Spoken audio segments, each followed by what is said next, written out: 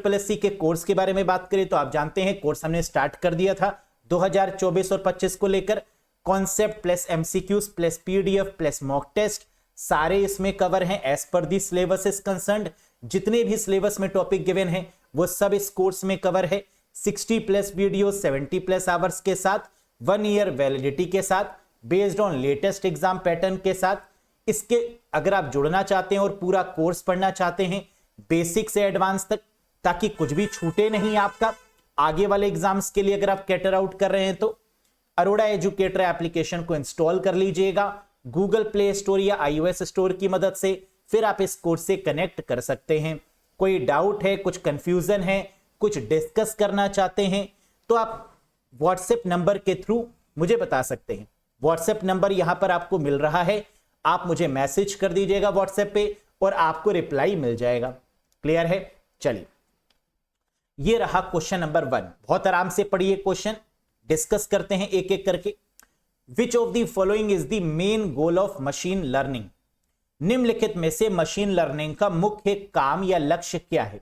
Machine learning का मतलब होता है रोबोटिक्स को या मशीन को ट्रेन करना कि वो किस प्रकार काम करेगी। तो कह रहा है इसका मेन गोल क्या है, इसका मेन लक्ष्य क्या है? Enable computers to learn data, computers को डेटा के बारे में सिखाना। To automate the manual task, task को ऑटोमेट करना। मेक कंप्यूटर्स इंटेलिजेंट, कंप्यूटर्स को इंटेलिजेंट बनाना। To generate self aware machines, self aware के रिगार्डिंग मशीन्स क्रिएट करना। क्या मेन ऑब्जेक्टिव है? बिल्कुल सही, enable computers to learn data, यानी कंप्यूटर्स डेटा को कैसे एक्वायर करेंगी इसी पर काम करता है मशीन लर्निंग। और आपको पता है ना, मशीन लर्निंग में सबसे इंपॉर्टेंट रोल किसका है? मशीन को सिखाने का। और मशीन को सिखाएंगे हम किसके बेसिस पर? डेटा के बेसिस पर। मशीन को कोई डेटा देंगे, कोई इनपुट देंगे और उसी इनपुट और डेटा की मदद से मशीन चीजों को सीखेगी। जैसे अगर आप चैट जीपीटी से कुछ पूछते हैं, है ना, आर्टिफिशियल इंटेलिजेंस चैट बॉट से अगर आप कुछ पूछते हैं, चाहे वो चैट जीपीटी हो, ग्रॉक हो, इनसे अगर आप कोई भी क्वेश्चन पूछेंगे तो क्या अपनी तरफ से इनपुट देंगे, डेटा देंगे? यस। और उसी के आधार पर वो आपको रिस्पॉन्ड करती है। जी हां। तो यानी मशीन लर्निंग में सबसे इंपॉर्टेंट जो पार्ट है वो क्या है? डेटा है। तो enable computers to learn data. Very good. Second question, machine learning is a subset of. Machine learning किसका एक उप समुच्चय है, सबसेट है? Deep learning, deep learning, artificial intelligence या ऑल ऑफ द अबव? बिल्कुल सही। हम लोग जानते हैं कि मशीन लर्निंग किसके अंदर आता है? आर्टिफिशियल इंटेलिजेंस के अंदर आता है। जो मेन पार्ट है वो है आपका आर्टिफिशियल इंटेलिजेंस। एआई के अंदर आएगा मशीन लर्निंग और मशीन लर्निंग के अंदर आएगा डीप लर्निंग। फिर से एक बार, सबसे ऊपर क्या है? आर्टिफिशियल इंटेलिजेंस, इसके अंदर आएगा क्या? मशीन लर्निंग, और मशीन लर्निंग के अंदर क्या आएगा? That is deep learning. Clear है? Next, among these which is not type of machine learning? ये क्वेश्चन तो बहुत इंपॉर्टेंट है और ये तो एग्जाम में आएगा ही आएगा। इस प्रकार का क्वेश्चन मैच दी कॉलम के फॉर्मेट में भी आ चुका है। इस प्रकार का क्वेश्चन आपके सुपरविजन रिगार्डिंग कौन सा स्टेटमेंट करेक्ट है, कौन सा नहीं करेक्ट है ना, ऐसे रेफरेंस बेस्ड क्वेश्चन भी आ रहे हैं, तो उस तरीके में भी पूछा गया है। बताइए इनमें से कौन सा मशीन लर्निंग का प्रकार नहीं है? तो आपको पता होना चाहिए कि मशीन लर्निंग कितने टाइप की होती है? 4 तरीके की, सुपरवाइज्ड, अनसुपरवाइज्ड, सेमी सुपरवाइज्ड और रीइंफोर्समेंट लर्निंग। तो machine learning is of how many types? 4 types, supervised, unsupervised, semi supervised और रीइंफोर्समेंट। बिग डेटा लर्निंग ये नहीं होता। तो आंसर हो जाएगा क्वेश्चन में क्या था? कौन सा मशीन लर्निंग का प्रकार नहीं है? बिग डेटा लर्निंग ये नहीं है। क्योंकि 4 प्रकार के कौन सी होती है मशीन लर्निंग? आइए समझ लेते हैं। पहला है सुपरवाइज्ड, दूसरा है अनसुपरवाइज्ड, तीसरा है सेमी सुपरवाइज्ड और चौथा है रीइंफोर्समेंट लर्निंग। क्या होता है ये? आइए फटाफट इसके बारे में जान लेते हैं। मशीन लर्निंग के अगर प्रकार की बात करें तो पहला है सुपरवाइज्ड लर्निंग। सुपरवाइज का मतलब होता है सुपरविजन। जैसे मैं आपको यहां पर पढ़ा रहा हूं तो क्या मैं आपको डेटा दे रहा हूं? यस, मैं आपको सुपरवाइज कर रहा हूं, मैं आपको ये गाइड कर रहा हूं कि एग्जाम में कैसे क्वेश्चन आएंगे। जी हां, इसे बोलते हैं सुपरविजन। यानी यहां पर क्या होता है, डेटा लेबल्ड होता है। लेबल्ड डेटा की बात होती है, मतलब कोई ना कोई डेटा होना जरूरी है, कोई ना कोई इनपुट का होना जरूरी है, दैट इज सुपरवाइज्ड लर्निंग। जैसे मैं इनपुट में आपको क्या दे रहा हूं, क्वेश्चन, उसके आंसर्स, उसके कॉन्सेप्ट, ये डेटा ही तो है। दूसरा होता है अनसुपरवाइज्ड लर्निंग, यानी बिना सुपरविजन के।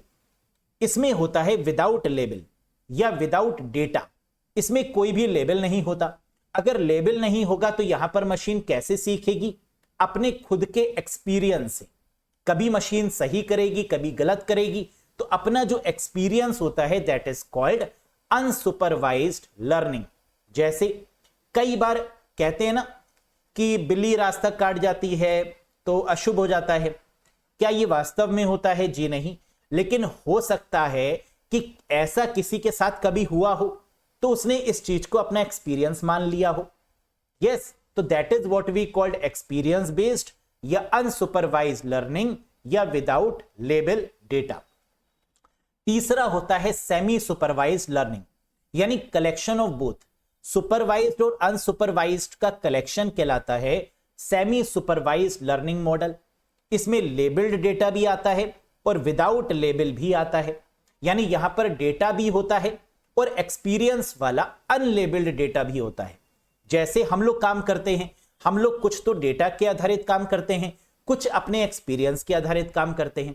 आप एग्जाम देने जाते हैं तो किसके हेल्प से आप एग्जाम देते हैं? जो आपने पढ़ा होता है वो। और ऐसा भी तो कई बार क्वेश्चन आ जाते हैं जो आपने पढ़े नहीं होते लेकिन आप फिर भी सही कर देते हैं। क्यों? क्योंकि आपके पास इतना एक्सपीरियंस हो गया है पढ़ पढ़ के कि आपको पता है कि ये ऑप्शन सही होगा और ये ऑप्शन सही नहीं होगा।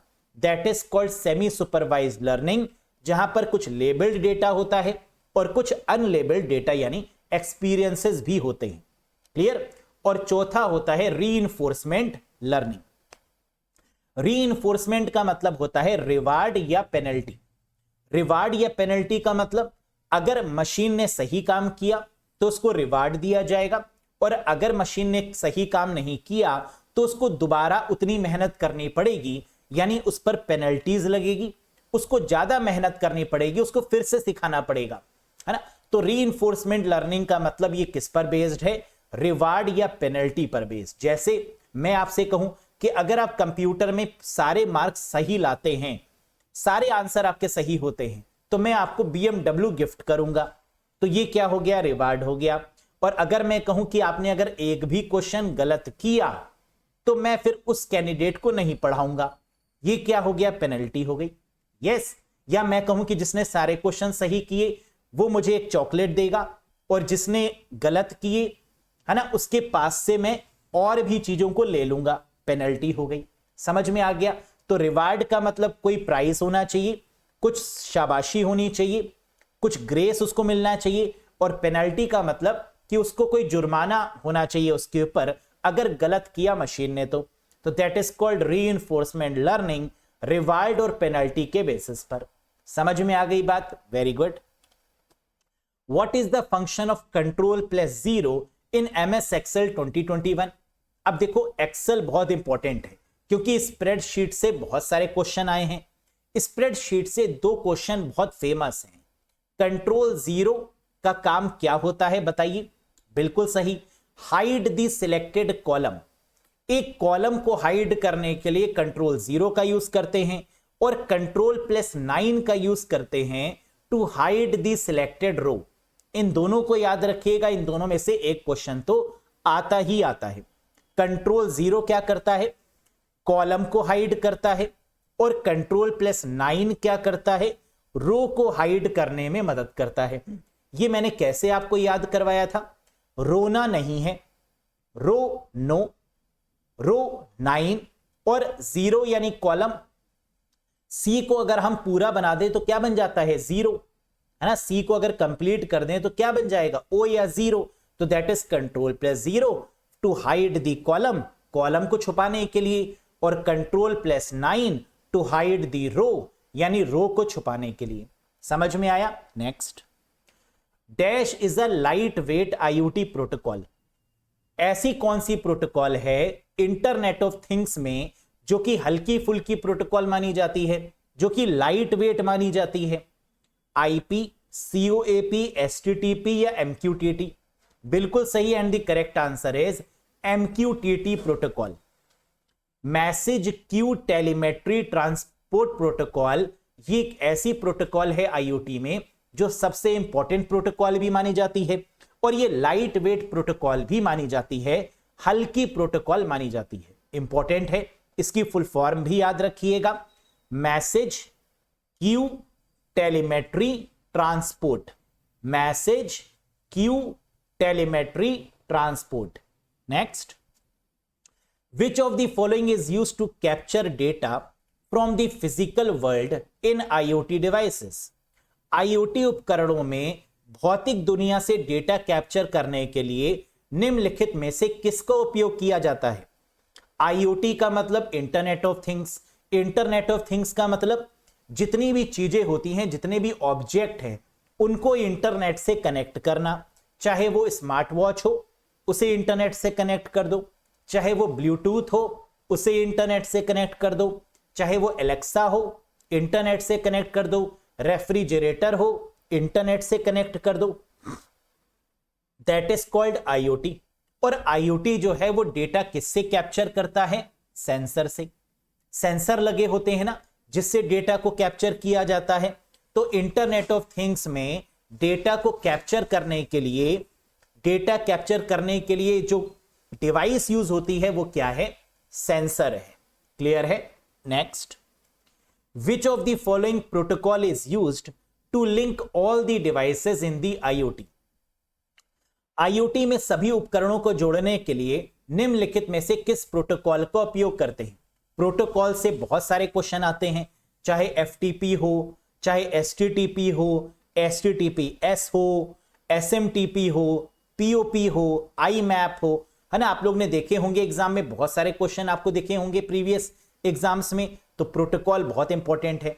बताइए, which of the following protocol is used to link all the devices in the IoT? IoT में सभी उपकरणों को जोड़ने के लिए कौन सी प्रोटोकॉल यूज करते हैं?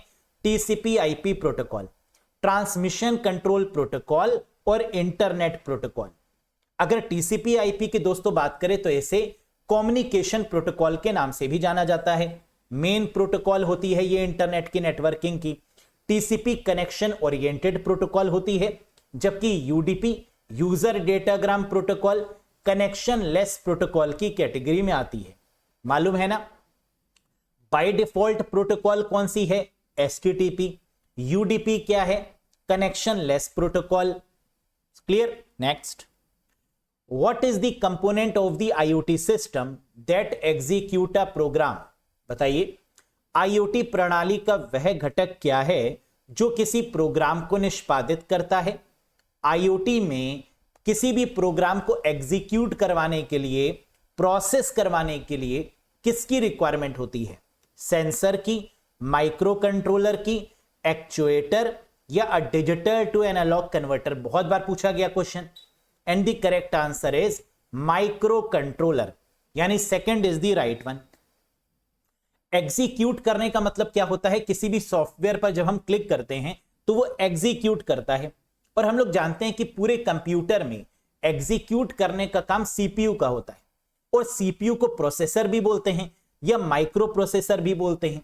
उसी प्रकार आईओटी में एग्जीक्यूट करने का काम किसका होता है? माइक्रो कंट्रोलर का होता है। ये जो आपके सामने बना हुआ है that is called micro controller, यही सारे प्रोग्राम्स को एग्जीक्यूट करता है। Next, which of the following is the way in which an IoT device is associated with data? very important one। बताइए, निम्नलिखित में से कौन सा तरीका IoT डिवाइस को डेटा से जोड़ता है? इंटरनेट, क्लाउड, ऑटोमेटा या नेटवर्क? जब भी हम IoT की बात करते हैं तो IoT का मेन मकसद क्या है? IoT का मेन मकसद है डेटा को स्टोर करके रखना, क्लाउड में, और हमें जब भी रिक्वायरमेंट हो तो उस डेटा को प्रोवाइड कर देना। तो यानी आईओटी की जब भी बात होगी तो क्या क्लाउड कंप्यूटिंग की बात होगी, क्या क्लाउड की बात होगी? जी हां। क्लाउड का मतलब आप जानते हैं, जैसे सेल्स फोर्स है, क्लाउड प्लेटफॉर्म है, एज्योर है, AWS है, ओरेकल है, IBM वॉटसन है, थिंक स्पीक है, सिस्को है। ये सब आपके क्या हैं? क्लाउड प्लेटफॉर्म्स कहलाते हैं, जहां पर डेटा को इंटरनेट पर स्टोर किया जाता है। जैसे गूगल ड्राइव क्या है? क्लाउड प्लेटफॉर्म ही तो है गूगल का, जहां डेटा को स्टोर करके रखते हैं। Very good. What is the role of big data in IoT smart grid architecture? कह रहे IoT के स्मार्ट ग्रिड वस्तुकला में बिग डेटा का क्या भूमिका रही है? बिग डेटा का मतलब लार्ज अमाउंट ऑफ डेटा, और लार्ज अमाउंट ऑफ डेटा को मेंटेन करने के लिए हडूप जैसे ओपन सोर्स डेटाबेस का प्रयोग किया जाता है ना, बड़े डेटा को।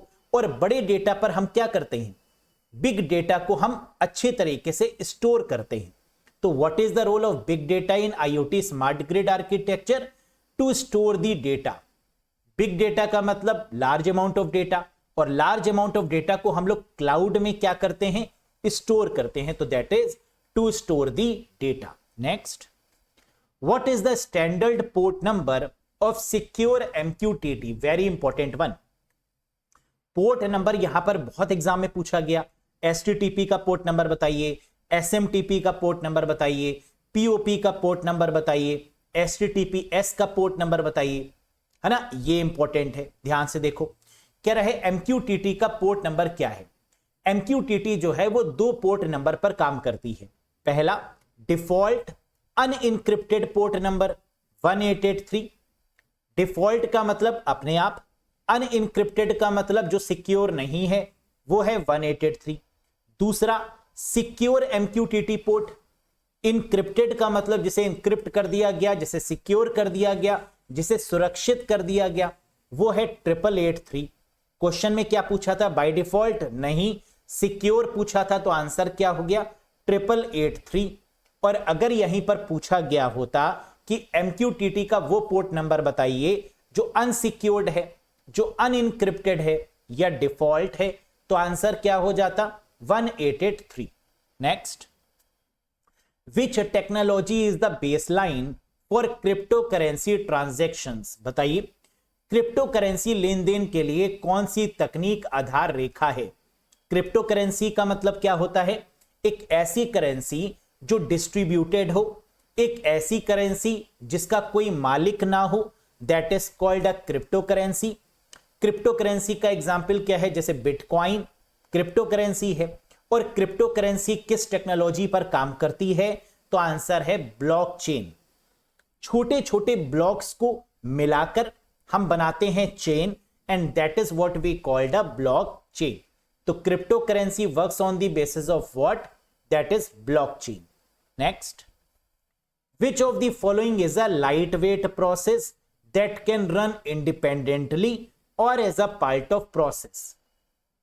ऑपरेटिंग सिस्टम का क्वेश्चन आया हुआ क्वेश्चन। निम्नलिखित में से कौन सी एक हल्की प्रक्रिया है जो स्वतंत्र रूप से या किसी प्रक्रिया के भाग के रूप में चल सकती है, उसे क्या बोलते हैं? प्रोसेस तो एक बड़ा हो गया, और छोटे छोटे प्रोसेस को क्या बोलते हैं? थ्रेड। तो आंसर क्या हो गया? That is thread. Light weight process is called thread.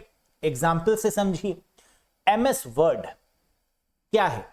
एक प्रोसेस है, लेकिन MS वर्ड के अंदर क्या हम बोल्ड कर सकते हैं, इटैलिक कर सकते हैं, अंडरलाइन कर सकते हैं, स्पेल चेकिंग कर सकते हैं, थेसोरस का यूज कर सकते हैं, मेल मर्ज का यूज कर सकते हैं, मैक्रोस का यूज कर सकते हैं? जी हां। पैराग्राफ की सेटिंग कर सकते हैं, हम ब्लर कर सकते हैं किसी भी चीज को, हम बैकग्राउंड लगा सकते हैं। ये सब छोटे छोटे क्या हैं? These are called thread. तो light weight process is called a thread. Clear? Next, what tab in MS Word you will use to access the mail merge option? अब प्रीवियस ईयर क्वेश्चंस में आप लोग ने देखा होगा कि मेल मर्ज बहुत पूछा गया है ना। कई बार मेल मर्ज से क्वेश्चन अलग अलग एग्जाम्स में आए हैं।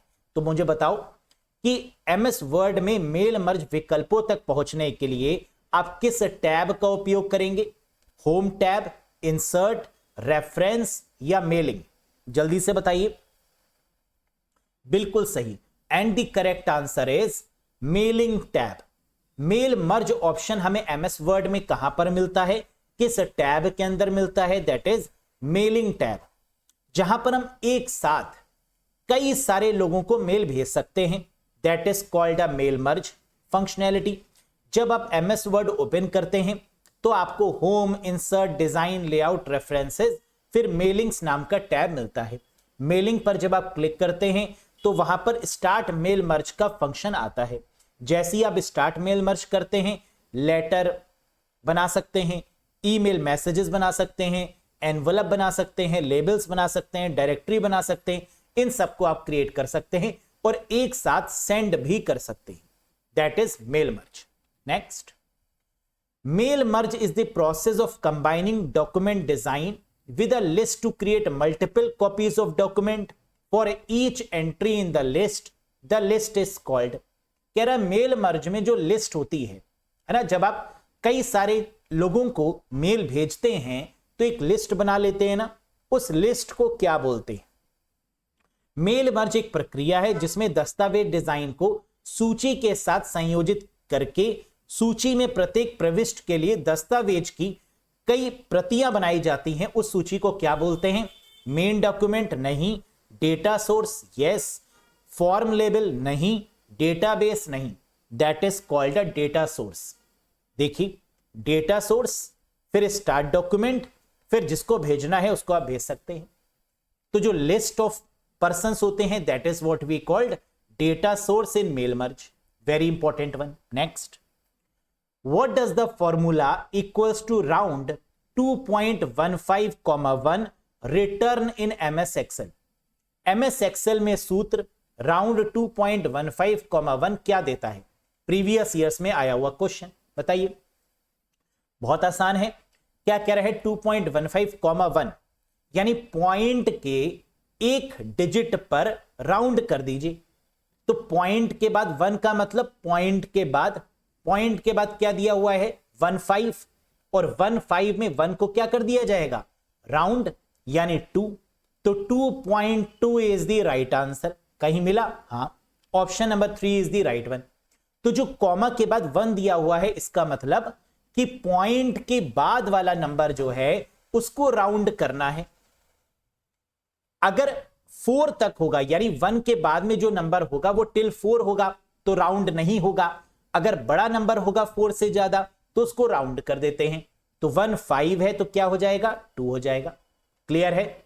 अगला देखिए, what does the formula equals to round 5.678, 2 return in MS Excel. MS Excel के सूत्र में राउंड 5.678, 2 क्या देता है? और 2 का मतलब पॉइंट के आगे 2 प्लेसेस देखिए, 6 और 7। तो सेकंड वाली पोजीशन को राउंड कर दीजिए।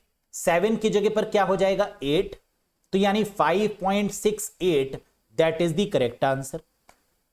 समझ में आया? Very good. अगला देखो, choose the open source operating system. Open source से भी क्वेश्चन आया हुआ है, बहुत इंपॉर्टेंट है ये। देखो, ओपन सोर्स का मतलब होता है ऐसे सॉफ्टवेयर जो फ्री ऑफ कॉस्ट हैं, जिनमें हम बदलाव कर सकते हैं, एडिटिंग कर सकते हैं, और जिसके सोर्स कोड को देखा जा सकता है, that is called open source. तो इनमें से कौन सा ओपन सोर्स ऑपरेटिंग सिस्टम है? बताइए। एंड्रॉइड, यस, ओपन सोर्स है। लाइनेक्स, बिल्कुल। ओपन सोलरिस, हां। All of these, yes. So the correct answer is all of these. Android है, लाइनेक्स है, सोलरिस है, यूबुंटू है ना। ये सब हमारे कैसे ऑपरेटिंग सिस्टम है? ओपन सोर्स है, फ्री ऑफ कॉस्ट है, जिनमें बदलाव भी किया जा सकता है और जिनके कोड को देखा भी जा सकता है। Clear? Next, what's considered the backbone of world wide web? WWW किसने बनाया? टिम बर्नर्स-ली के द्वारा बनाया गया। वर्ल्ड वाइड वेब की रीढ़ किसे माना जाता है? URL, HTML, HTTP या FTP? Very good, and the correct answer is HTTP, hyper text transfer protocol. जो बाय डिफॉल्ट प्रोटोकॉल होती है, और HTTP का पोर्ट नंबर क्या होता है 808080, और HTTPS का पोर्ट नंबर क्या होता है 443। Clear? Backbone of the world wide web, read किसे बोला जाता है वर्ल्ड वाइड वेब की? HTTP को। URL क्या होता है? यूनिफॉर्म रिसोर्स लोकेटर, जहां एड्रेस डालते हैं वेबसाइट का।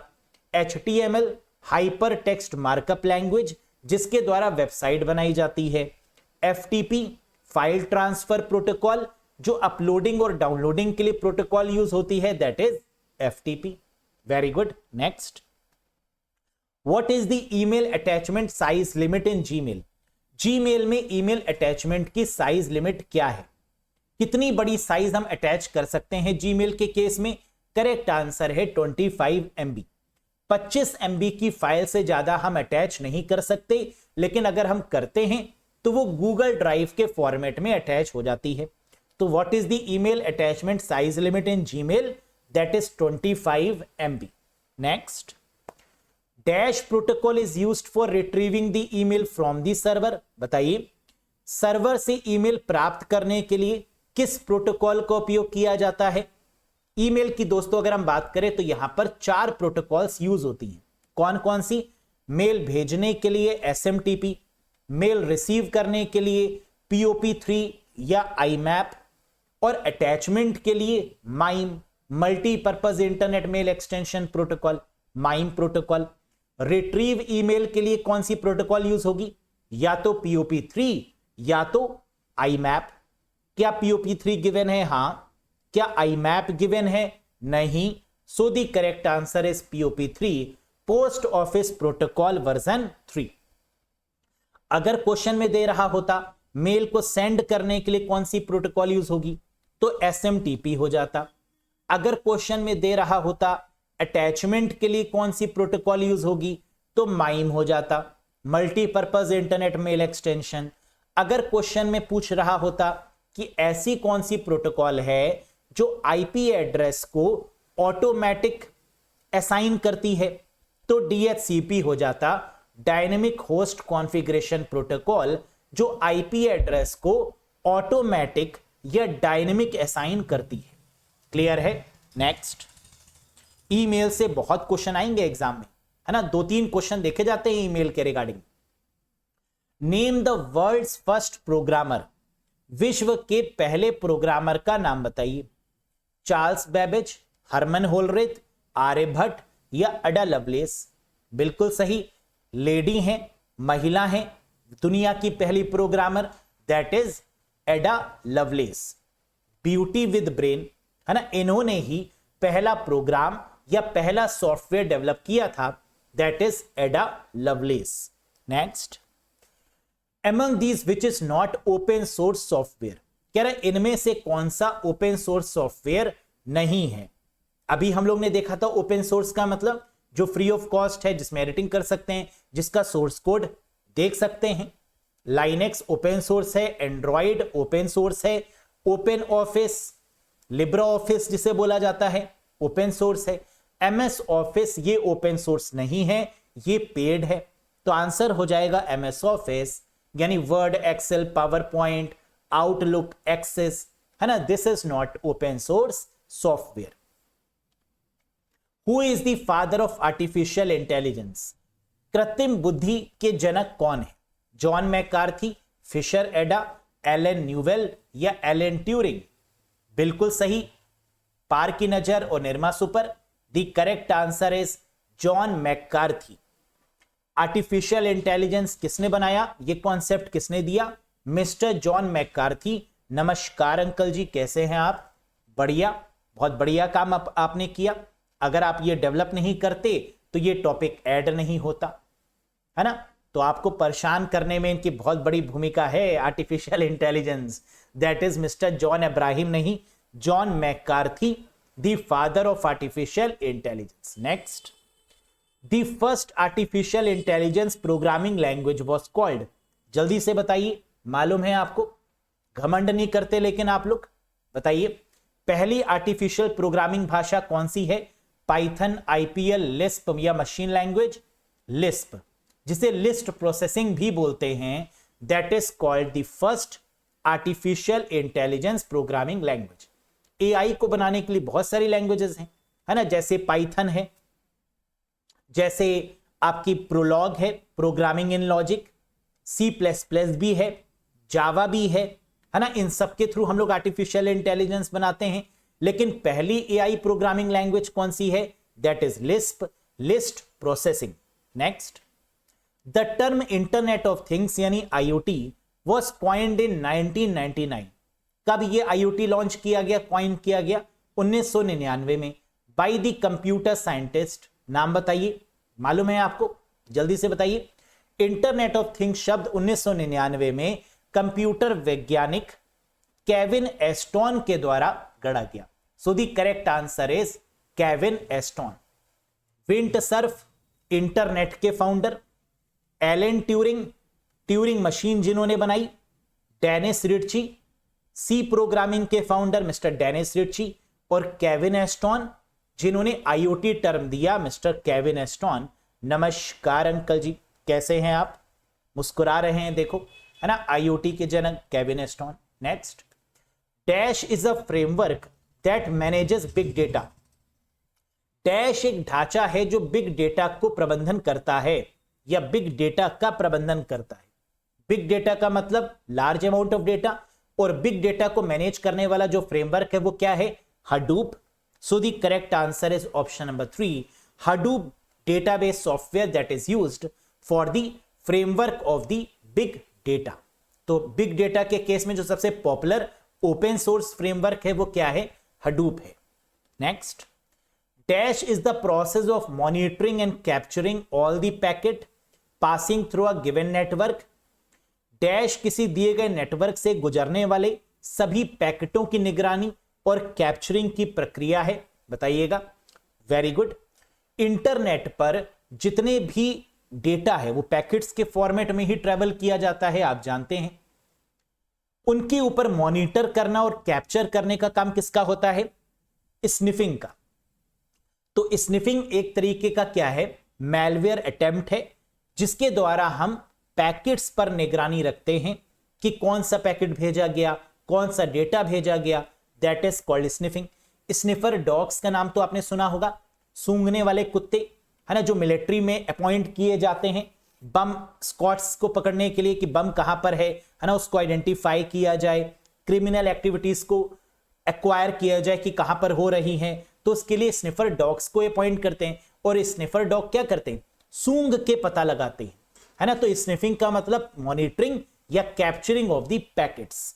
Next, it is a cyber crime in which the attacker floods a server.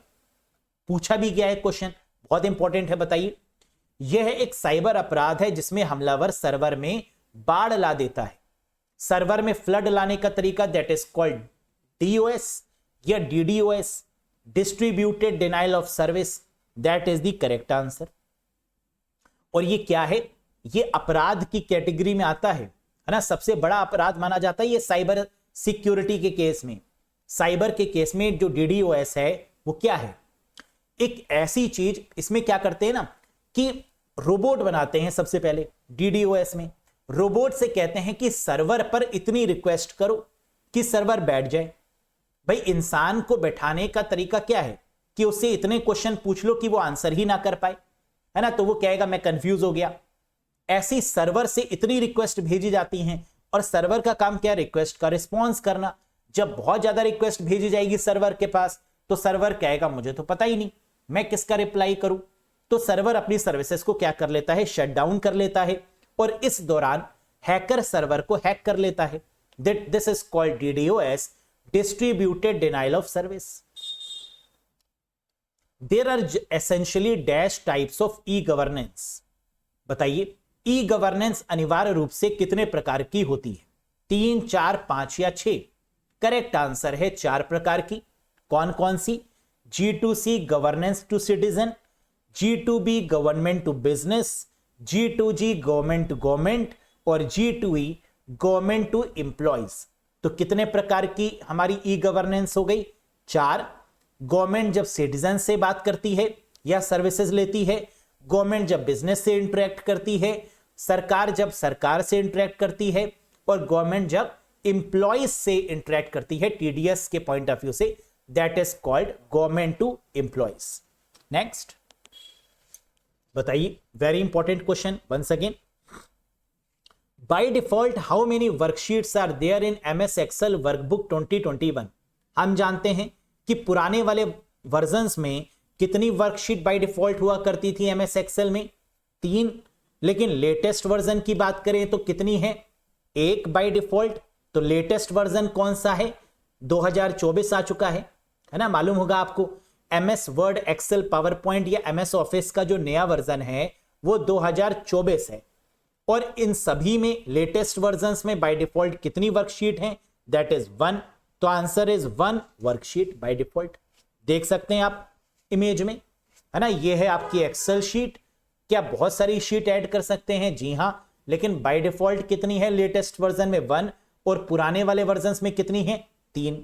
Next, in which text email messages are usually encoded. कह रहे किस टेक्स्ट में ईमेल संदेशों को आमतौर पर इनकोड किया जाता है। हम जानते हैं कि जितने भी ईमेल मैसेजेस होते हैं हमारे, क्या वो इनकोडेड फॉर्मेट में होते हैं, हां, ताकि हैक ना हो। और ईमेल में जो सिक्योरिटी यूज होती है उसे क्या बोलते हैं, प्रेटी गुड प्राइवेसी। याद आया, पढ़ाया था मैंने। ईमेल में यूज होने वाली जो सिक्योरिटी है that is called PGP, pretty good privacy. और ईमेल में मैसेजेस को यूजुअली जो इनक्रिप्ट किया जाता है, जो इनकोड किया जाता है, वो आस्की में किया जाता है, यानी American standard code for information interchange, जो कि 7 बिट का कोड है ना। आस्की कितने बिट का कोड होता है, 7 बिट का। ई आस्काई कितने बिट का कोड होता है, 8 बिट का, 8 बिट का। Extended American standard code for information interchange, है ना, मालूम होगा आपको ये चीज। तो next, when the mail server send mail to another email server it become। जब मेल सर्वर दूसरे मेल सर्वर को मेल भेजता है तो वो क्या बन जाता है, बताइए। सेंड करने वाला कौन होगा, क्लाइंट। रिस्पॉन्स देने वाला कौन होगा, सर्वर। तो सेंड की जब भी बात होगी तो आंसर क्या होगा, क्लाइंट। जो सेंड करेगा वो रिक्वेस्ट करेगा, और रिक्वेस्ट करने वाला क्या कहलाता है, क्लाइंट। और जो रिस्पॉन्स देगा वो कौन होता है, सर्वर। तो when the mail server send mail to other mail server it becomes SMTP client. समझ में आ गया, very good. Next, dash protocol is better suited for configuration where emails need to be accessed only from a single device. Very very important one, बताओ ऐसी कौन सी protocol है जो उन कॉन्फ़िगरेशन के लिए बेहतर अनुकूल है जहां ईमेल को केवल एक डिवाइस से एक्सेस करने की आवश्यकता है। अब देखो यहां पर बात क्या एक्सेस करने की हो रही है मेल को, हां, इसका मतलब आंसर या तो POP3 होगा या IMAP होगा। ऑप्शन में POP3 है, IMAP है। अब आगे देखो, सिंगल डिवाइस, एक डिवाइस से ही हम ईमेल को रीड कर सकते हैं, इसका मतलब POP3 की बात हो रही है। अगर कहा जाता कि हम किसी भी डिवाइस से मेल को रीड कर पाएंगे तो आंसर IMAP हो जाता।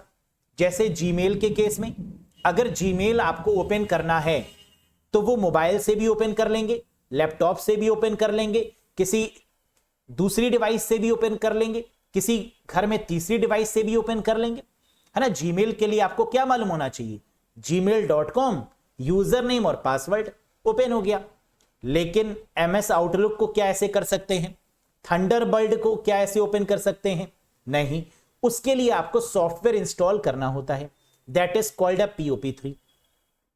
तो जहां सॉफ्टवेयर इंस्टॉल करने की बात होती है वहां सिंगल डिवाइस की बात होती है, और सिंगल डिवाइस के केस में जो प्रोटोकॉल यूज होती है दैट इज POP3। लेकिन मल्टीपल डिवाइस के केस में जो प्रोटोकॉल यूज होती है दैट इज IMAP।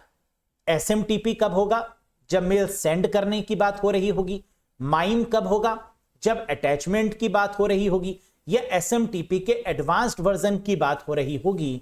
तो आंसर क्या हो जाएगा, MIME, multipurpose internet mail extension. Next, which of the following statement is incorrect about email protocol. कह रहा ईमेल प्रोटोकॉल के रिगार्डिंग कौन सा स्टेटमेंट गलत है है ना। इस तरीके के बहुत क्वेश्चन आते हैं, कौन सा स्टेटमेंट सही है, कौन सा गलत है, मैच दी कॉलम के फॉर्मेट में, रेफरेंस के बेसिस पर बताइए, है ना। इस तरीके के आ रहे हैं ना। कॉन्सेप्ट पर पकड़ होगी तो आसानी से कर लेंगे, है ना। बहुत आसान क्वेश्चंस हैं। SMTP IMAP क्या ईमेल प्रोटोकॉल है? जी हां। SMTP POP3 मेल प्रोटोकॉल है? यस। माइम और FTP ईमेल प्रोटोकॉल है? नहीं, FTP नहीं है। माइम तो है लेकिन FTP नहीं। MIME and POP3 are email protocol? Yes. यानी थर्ड गलत है, बाकी सब सही है। और थर्ड में भी क्या गलत है? माइम तो है लेकिन FTP नहीं है ना। FTP का मतलब file transfer protocol, that is used to transfer the file for uploading and downloading purpose, लेकिन FTP आपकी मेल में यूज नहीं होती। क्लियर है? Next, dash is a search engine of Microsoft. Microsoft के सर्च इंजन का नाम बताइए। बिंग, ऑल्टा विस्टा, गूगल या डकडकगो।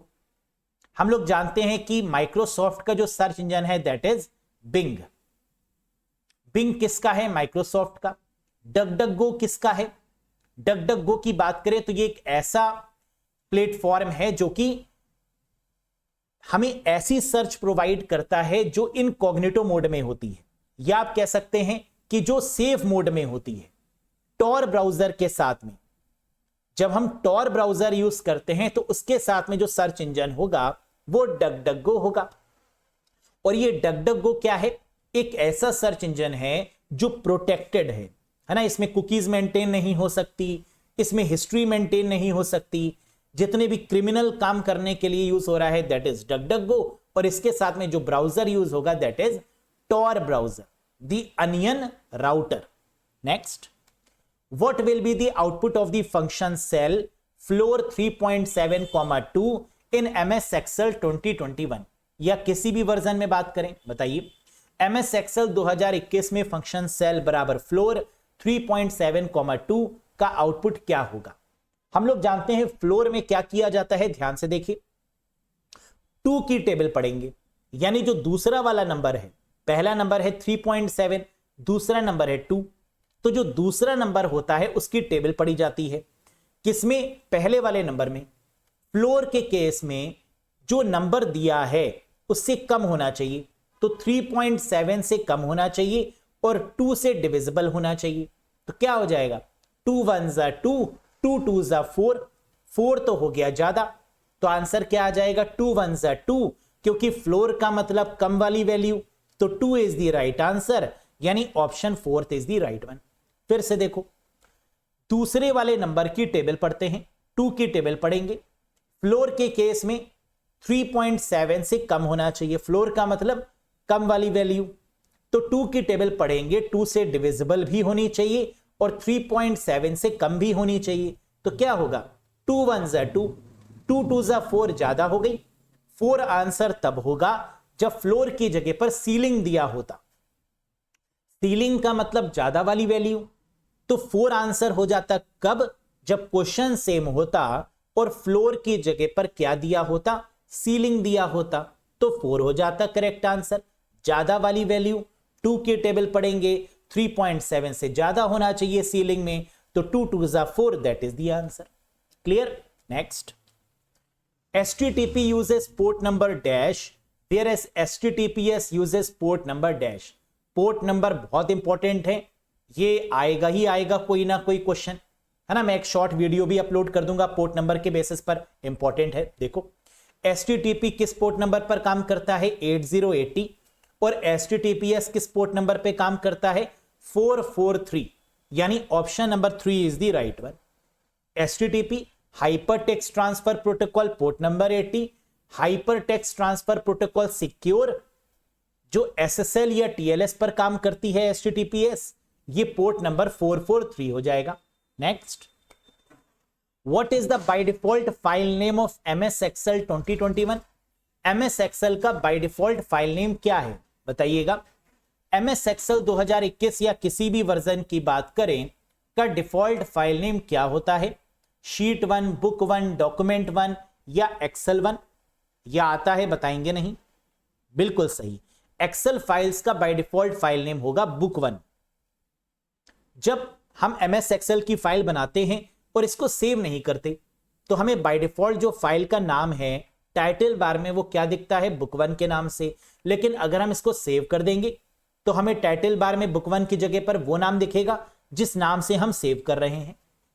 क्लियर है? Very good. Next, dash was the first electronic spreadsheet on a micro computer. बताइए, dash micro computer पर पहली electronic spreadsheet थी।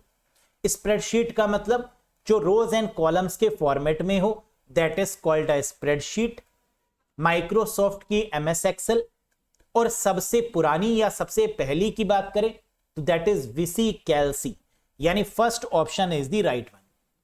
The first ever spreadsheet programme is VC कैल्सी। सबसे पुरानी पूछें या सबसे पहली पूछें, इन दोनों केसेस में आंसर क्या होगा, VC कैल्सी। एक्सेल आपकी माइक्रोसॉफ्ट की हो गई, नंबर्स आपकी एप्पल के केस की हो गई, है ना। एप्पल के केस में जो स्प्रेडशीट होती है that is called numbers.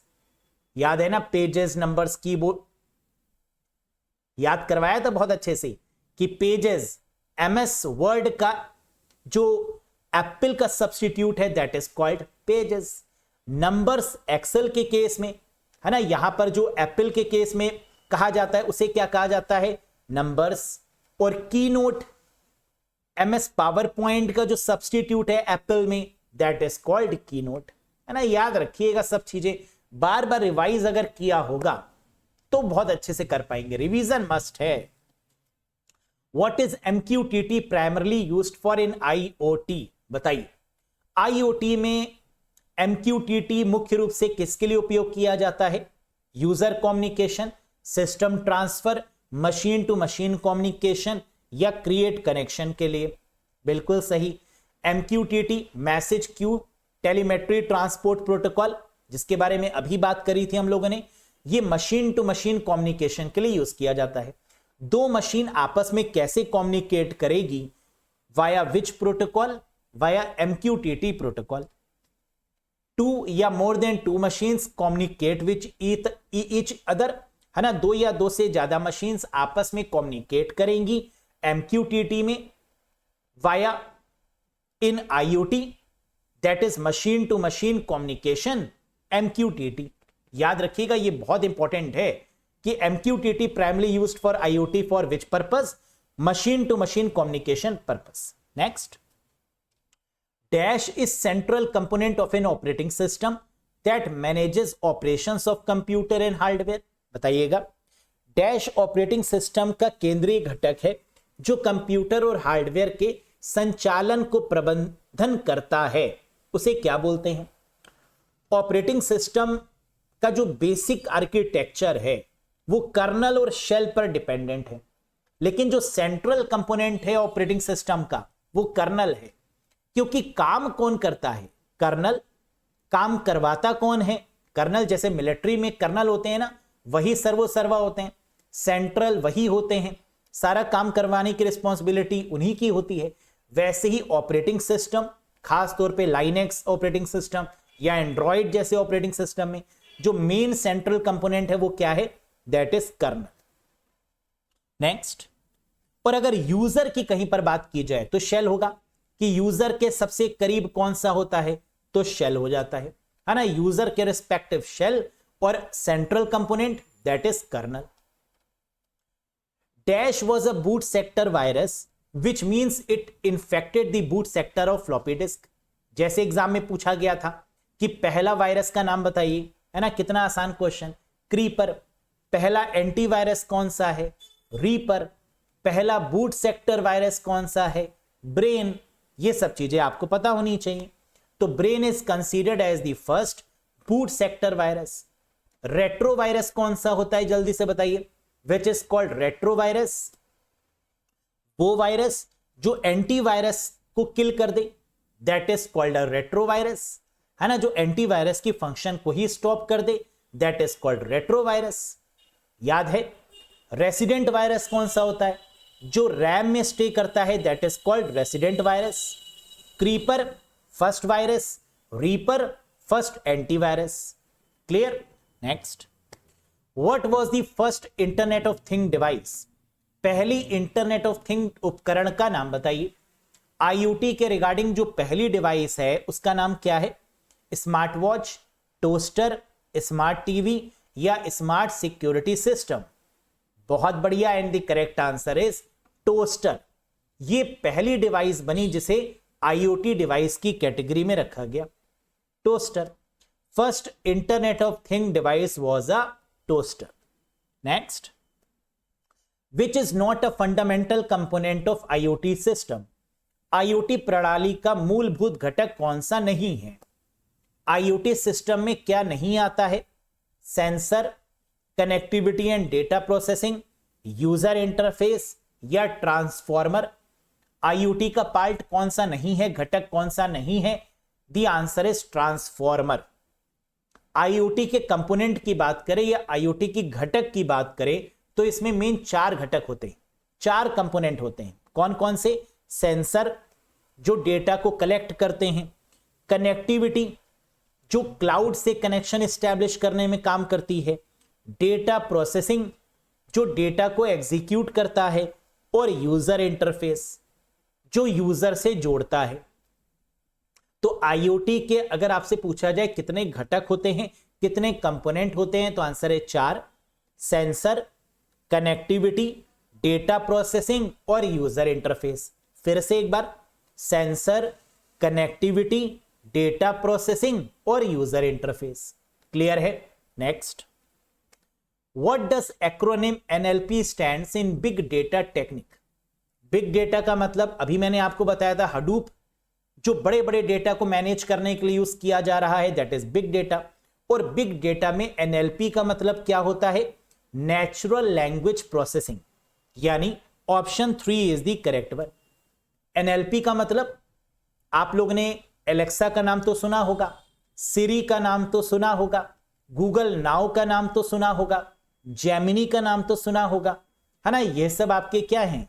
NLP है। क्योंकि जो लैंग्वेज आप बोलते हैं, क्या एलेक्सा उस लैंग्वेज को समझ जाता है? जी हां। सिरी उस लैंग्वेज को क्या समझ जाती है? जी हां। तो that is what we call natural language processing, NLP in big data technique. Clear?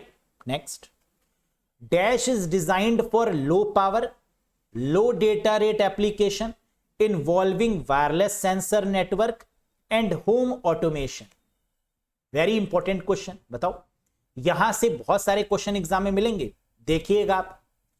Dash wireless sensor network और होम ऑटोमेशन से जुड़े कम शक्ति कम डेटा दर अनुप्रयोगों के लिए डिजाइन किया जाने वाला कौन है? ब्लूटूथ, जिगबी, एमक्यूटीटी या एसटीटीपी? जब कभी भी लो power low data rate, wireless sensor या होम ऑटोमेशन की बात होगी, हमेशा आंसर दोस्तों क्या होगा? जिगबी होगा। जिगबी एक ऐसी प्रोटोकॉल है जो आईओटी के लिए बनाई गई। और होता क्या था कि पहले ब्लूटूथ का यूज किया जाता था, लेकिन ब्लूटूथ का कनेक्शन यूज करने में सबसे बड़ा जो डीमेरिट है वो क्या है? अगर आप अपने मोबाइल में ब्लूटूथ ऑन रखते हैं तो क्या उसकी बैटरी जल्दी डाउन होती है ना? आपने देखा होगा कि इंटरनेट अगर वाईफाई ऑन रखेंगे, डेटा ऑन रखेंगे या ब्लूटूथ ऑन रखेंगे तो बैटरी उसकी जल्दी डिग्रेड करती है। ये ब्लूटूथ का डीमेरिट था। इसलिए इस डीमेरिट से लड़ने के लिए, इसके इंप्रूवमेंट के लिए जिगबी प्रोटोकॉल को बनाया गया, जो कि लो पावर पे काम करती है, लो डेटा रेट पर काम करती है, वायरलेस काम करती है जैसे ब्लूटूथ काम करता है, और होम ऑटोमेशन पूरे घर को आपस में कनेक्ट करने के लिए काम करती है। That is called Zigbee protocol. Clear है? Next, dash is used to extend the capabilities of internet email protocol such as SMTP. बताइए, अगर आपने सेशन को अच्छे से सुना होगा तो इसका आंसर आपके पास में होगा। बताइए, डैश का उपयोग एसएमटीपी जैसे इंटरनेट ईमेल प्रोटोकॉल की क्षमताओं को बढ़ाने के लिए किया जाता है। एसएमटीपी का मतलब सिंपल मेल ट्रांसफर प्रोटोकॉल, और एसएमटीपी की कैपेबिलिटी को बढ़ाने के लिए हम किसका यूज करते हैं? वेरी गुड, एसएमटीपी का advanced version MIME, multipurpose internet mail extension का। जो काम एसएमटीपी नहीं कर पाती वो माइम करती है। एसएमटीपी का काम क्या है? मेल को टेक्स्ट फॉर्म में भेजना, लेकिन माइम का काम क्या है? मेल में अटैचमेंट लगा के भेजना। तो एसएमटीपी सिर्फ टेक्स्ट भेज सकती है और माइम अटैचमेंट लगाकर भेज सकती है। समझ में आ गया? तो डैश का उपयोग एसएमटीपी जैसे इंटरनेट ईमेल प्रोटोकॉल की क्षमताओं को बढ़ाने के लिए किया जाता है, that is mime. Next, which of the following best describe Windows 11? Windows का जो लेटेस्ट ऑपरेटिंग सिस्टम है वो विंडोज 11 है, हम सब जानते हैं। विंडोज 11 क्या सिंगल यूजर सिंगल टास्किंग है? नहीं, एमएस डॉस है, single user single tasking. Open source है विंडोज, फ्री ऑफ कॉस्ट है? बिल्कुल नहीं। रियल टाइम पर काम करती है विंडोज 11 या मल्टीटास्किंग है? हम जानते हैं कि विंडोज 11 क्या है? मल्टी यूजर मल्टीटास्किंग है, जो सर्वर में भी इस्तेमाल की जाती है। यानी correct answer is multitasking operating system या multi user multitasking operating system. Clear है? Very good. Next, which of the following command is used to trigger the Amazon Echo IoT device? Amazon Echo IoT device को trigger करने के लिए निम्नलिखित में से किस कमांड का उपयोग किया जाता है? हेलो, सिरी, एलेक्सा या हे? Amazon को एक्टिवेट करने के लिए हम क्या करते हैं? एलेक्सा, है ना, इसी का यूज करते हैं। तो correct answer is Alexa, this one. यहां से क्वेश्चन जरूर आते हैं, क्लाउड से, Amazon से, सिरी रिलेटेड, है ना, ये बहुत इंपॉर्टेंट है आईओटी पार्ट। आईओटी से बहुत क्वेश्चन बनेंगे। आईओटी है, बिग डेटा है, मशीन लर्निंग है, डीप लर्निंग है ना, प्रोटोकॉल्स हैं, इनसे बहुत सारे क्वेश्चन पूछे जाते हैं। विच of the following is not a type of broadband internet connection? बताइए, निम्नलिखित में से कौन सा ब्रॉडबैंड इंटरनेट कनेक्शन का एक प्रकार नहीं है? ब्रॉडबैंड का मतलब होता है हाई स्पीड कनेक्शन। सैटेलाइट क्या हाई स्पीड है? बिल्कुल है। डीएसएल, डिजिटल सब्सक्राइबर लाइन, जिसे ब्रॉडबैंड बोला जाता है, हाई स्पीड बोला जाता है। डायल अप कनेक्शंस, ये नहीं है हाई स्पीड, क्योंकि डायल अप कनेक्शंस का मतलब होता है ऐसे कनेक्शन जो टेलीफोन लाइंस के द्वारा किए जाते हैं, जिसमें मॉडेम का यूज होता है। तो डायल अप कनेक्शंस आपके स्लो कनेक्शंस में आते हैं, ये ब्रॉडबैंड कनेक्शन में नहीं आते। सो the correct answer is dial up. Dial up में किसका यूज होगा? मॉडेम का, टेलीफोन लाइंस का। डीएसएल का मतलब डिजिटल सब्सक्राइबर लाइन, जो फास्ट कनेक्शन है। केबल्स, केबल आप लोग जानते हैं ना, फाइबर ऑप्टिक केबल कितनी फास्ट होती है, twisted pair cable, coaxial cables, तो ये तो फास्ट है। स्लो कौन सा हो गया? डायल अप हो गया। Next, who first started internet in India?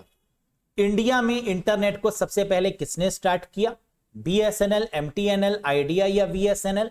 Correct answer is विदेश संचार निगम लिमिटेड, जिसे अब टाटा कम्युनिकेशंस के द्वारा खरीद लिया गया है। टाटा कम्युनिकेशंस ने इसको खरीद लिया, लेकिन पहला स्टार्ट किसने किया था इंटरनेट इंडिया में? VSNL, Videsh Sanchar Nigam limited. Now it is called Tata communications. Clear है? Next, who introduced MQTT protocol in IoT? अब IoT में सबसे इंपॉर्टेंट प्रोटोकॉल कौन सी हो गई? MQTT, message queue telemetry transport protocol, जो कि कम्युनिकेशन प्रोटोकॉल है, जो कि डिवाइसेस को आपस में कम्युनिकेट करने के लिए यूज की जाती है, जो कि लाइट वेट प्रोटोकॉल है। और इसको बनाया किसने दोस्तों? Andy Stanford Clark. MQTT protocol के जो पापा हैं, जो फाउंडर हैं, वो कौन है? नमस्कार अंकल जी, that is Andy Stanford Clark. नाम याद रखिएगा, Andy Stanford Clark. Next, dash is a software application that provides comprehensive facilities for software development. Dash एक सॉफ्टवेयर एप्लीकेशन है जो सॉफ्टवेयर विकास के लिए व्यापक सुविधाएं प्रदान करता है। बताइए, कह रहा है सॉफ्टवेयर एप्लीकेशन जो सारी फैसिलिटी प्रोवाइड करेगा सॉफ्टवेयर को बनाने में। अब मुझे एक चीज बताइए कि अगर आपको कोई सॉफ्टवेयर बनाना है तो आपको किसकी रिक्वायरमेंट होगी?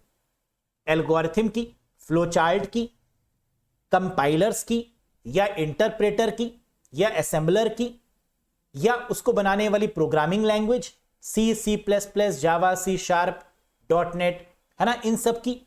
इन सबको एक साथ क्या बोलते हैं? These are called IDE, integrated development environment that is called IDE, very very important one. तो सॉफ्टवेयर डेवलप करने के लिए एक सूटकेस होता है पूरा, है ना, जैसे घर पे कोई काम करने आता है ना लेबर इंजीनियर, तो उसके साथ में पूरा एक टूल बॉक्स होता है ना, वैसे ही सॉफ्टवेयर इंजीनियर के पास में पूरा टूल्स होते हैं सॉफ्टवेयर बनाने के लिए, that is called IDE, integrated development environment. Clear है? Next, which of the following is a popular DOS based spreadsheet package?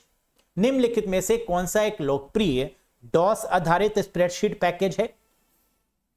MS DOS पर काम करने वाली जो रोज एंड कॉलम्स के फॉर्मेट में जो पैकेज है, दैट इज कॉल्ड लोटस 123, यानी option number 3 is the right one. VCLC क्या था? ओल्ड स्प्रेडशीट पैकेज VCLC, या फर्स्ट स्प्रेडशीट पैकेज VCLC, और DOS base spreadsheet package Lotus 123। Next, dash can replicate and spread without any human activation. बताइएगा, dash बिना किसी मानवीय सक्रियता के प्रतिकृति बना सकता है और फैल सकता है, इसे क्या बोलेंगे? वायरस, वॉर्म्स, ट्रोजन हॉर्स या रैंसमवेयर। रेप्लीकेट करे यानी अपनी कॉपीज बनाए, लेकिन ह्यूमन एक्टिवेशन भी ना हो, ह्यूमन की इन्वॉल्वमेंट भी ना हो बीच में, यानी बात हो रही है वॉर्म की। Write once read many. Virus और वॉर्म दोनों रेप्लीकेट करते हैं, दोनों अपनी कॉपीज बनाते हैं। वायरस में ह्यूमन इन्वॉल्वमेंट होना कंपलसरी है, लेकिन वॉर्म के केस में ह्यूमन इन्वॉल्वमेंट नहीं होता, है ना, यही डिफरेंस होता है। तो answer is worm. Next, how many bits are there in Ethernet address? Ethernet address को क्या बोलते हैं और इसमें क्या कितनी बिट होती हैं बताइएगा? 64, 48, 32 या 16? वेरी गुड, आप जानते हैं ईथरनेट एड्रेस को मैक एड्रेस भी बोलते हैं। मैक एड्रेस OSI मॉडल के किस लेयर पर है? डेटा लिंक लेयर पर, दूसरी लेयर पर, याद है ना। और जो डेटा लिंक लेयर होती है, इस लेयर पर कौन सी डिवाइसेस काम करती हैं? तो आप जानते हैं स्विच और ब्रिज काम करती है, पढ़ा था आप लोग ने। मैक एड्रेस कितने बिट का होता है? 48 बिट का। क्या 48 बिट गिवन है? हाँ, यानी option number 2 is the right one. अगर मैक एड्रेस की बात करें तो ये किस पर लिखा गया होता है? NIC कार्ड के ऊपर, नेटवर्क इंटरफेस कार्ड के ऊपर मैक एड्रेस लिखा जाता है। और ये जो मैक एड्रेस होता है, इसको और क्या बोलते हैं? इसे physical address of the computer भी बोलते हैं, जो 12 डिजिट का होता है, 12 डिजिट का। पहली की 6 डिजिट OUI बताती हैं, ऑर्गेनाइजेशनल यूनिक आइडेंटिफायर, और जो लास्ट की 6 डिजिट हैं वो क्या बताती हैं? NIC controller, network interface controller. और जो आपका मैक एड्रेस होता है, या जिसको फिजिकल एड्रेस बोलते हैं या बर्न्ड इन एड्रेस बोलते हैं, ये हेक्साडेसिमल के फॉर्मेट में होता है ना, याद रखिएगा। IP एड्रेस कितने तरीके के होते हैं? 2 तरीके के, IPv4 और IPv6। IPv4 32 बिट का होता है और IPv6 128 बिट का एड्रेस होता है। क्लियर है? याद है ना, रिवाइज किया हुआ है ना आपने सब चीजों को? कर लेंगे एग्जाम में, टेंशन मत लेना बिल्कुल भी। अच्छे तरीके से पढ़ा है आप सबने, मैं जानता हूं। आपने कई बार रिवाइज भी किया है, मैं जानता हूं। फिर भी डर तो सबको लगता है, और डर के आगे जीत है। Very good. Next, who is responsible for assigning the IP address? IP address निर्दिष्ट करने के लिए कौन जिम्मेदार है? तो IP एड्रेस कौन असाइन करता है? ISO, DARPA, IANA या माइक्रोसॉफ्ट? करेक्ट आंसर है IANA, internet assigned numbers authority के द्वारा IP एड्रेस को असाइन किया जाता है। Very very important question. IP address किस लेयर में आता है OSI मॉडल के? बताइएगा। 3rd लेयर, यानी नेटवर्क लेयर पर आता है IP एड्रेस। और IP एड्रेस में डेटा किस फॉर्मेट में ट्रेवल होता है? पैकेट्स के फॉर्मेट में। IP एड्रेस में कौन सी नेटवर्किंग डिवाइस यूज होती है? राउटर। वेरी गुड, है ना, सब याद तो है आप लोग को। आगे देखो, dash is an open source framework, it is provided by Apache to process and analyse very huge volume of data is called. बताइएगा, बहुत इंपॉर्टेंट क्वेश्चन। डैश एक खुला सोर्स ढांचा है, यह आपके द्वारा बहुत बड़ी मात्रा में डेटा को संसाधित और विश्लेषण करने के लिए प्रदान किया जाता है, that is called. Big data की बात हो गई, अपाचे की बात हो गई, ओपन सोर्स की बात हो गई, तो क्या आंसर हडूप बन जाएगा? जी हां। लेकिन हडूप की फुल फॉर्म क्या होती है ना, ये भी जरा यहां पर देखो, ये इंपॉर्टेंट है दोस्तों। हडूप की फुल फॉर्म याद रखिएगा, high availability distributed object oriented platform. Hadoop है ना, जिसे हाथी के द्वारा दिखाया जाता है। बिग डेटा है ना, हाथी के द्वारा दिखाया जाता है, छोटा सा देखो हाथी। High availability distributed object oriented platform, that is Hadoop. Next, the term machine learning was coined by. Machine learning शब्द किसके द्वारा गढ़ा गया बताइएगा? John McCarthy, Geoffrey Hinton, Arthur Samuel या एलन ट्यूरिंग? करेक्ट आंसर है आर्थर सैम्यूल। मशीन लर्निंग के जो पापा हैं वो ये हैं। नमस्कार uncle ji. The term machine learning was found by whom? Mister Arthur Samuel. इसी के साथ 60 क्वेश्चंस डिस्कस होते हैं। आउट ऑफ 60 आपने कितना स्कोर किया है ना, मुझे कमेंट करके बताइए। सेशन पसंद आया? प्रीवियस ईयर के क्वेश्चंस भी देखने को मिले, नए क्वेश्चंस भी मिले, नए कॉन्सेप्ट भी जानने को मिले, है ना। ऐसे ही लगातार आप सीखेंगे तो एग्जाम में क्या full out of full score नहीं कर पाएंगे? बिल्कुल कर पाएंगे, है ना। अलग अलग तरीके के क्वेश्चंस मिलेंगे सिलेबस से ही, प्रीवियस ईयर पेपर्स को ध्यान में रखते हुए जितने भी पेपर्स अभी तक हुए, है ना। बेस्ट सीरीज है ये, सब देखिएगा, नोट करिएगा इंपॉर्टेंट पॉइंट्स को, अच्छे से पढ़ते जाइए, एग्जाम में full out of full score होगा ही होगा। जरा ये क्वेश्चन तो बताओ मुझे, the deleted mail in Gmail account goes in which folder? बताइए कमेंट करके, कमेंट में किसका आंसर क्या होगा अगर आपको पता है तो। जीमेल अकाउंट में डिलीट किए हुए मेल किस फोल्डर में जाते हैं? ट्रैश में, स्पैम में, ड्राफ्ट में, रिसीप्ट में या स्टार्ड में? या आता है बताएंगे नहीं, क्या होगा इसका आंसर? जीमेल में जब आप मेल डिलीट कर देते हैं वो जाता कहां है ये बताइए, कितने दिन तक वहां पर रहता है ये बताइए, और उसके बाद में होता क्या है ये बताइए, है ना। ये पूरा बताइए कि डिलीट होने के बाद किस फोल्डर में जाता है और कितने दिन तक उस फोल्डर में रहता है, बताइएगा कमेंट करके आंसर गाइस। कैसा लगा आपको ये सेशन? अगर ये सेशन पसंद आया हो तो एक बार लाइक कर दीजिए, चैनल पर नए हो तो सब्सक्राइब कर दीजिएगा, साथ ही साथ मुझे कमेंट करके बता भी दीजिएगा कि सर इस पर ज्यादा लेक्चर्स दे दीजिए, तो मैं वो भी आपको प्रोवाइड कर दूंगा। बस कॉन्फिडेंस आपके पास होना चाहिए।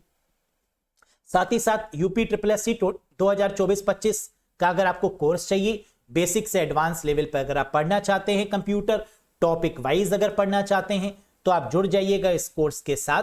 कोर्स में आपको videos, PDF, mock test, theory, concept सब कुछ मिलने वाला है।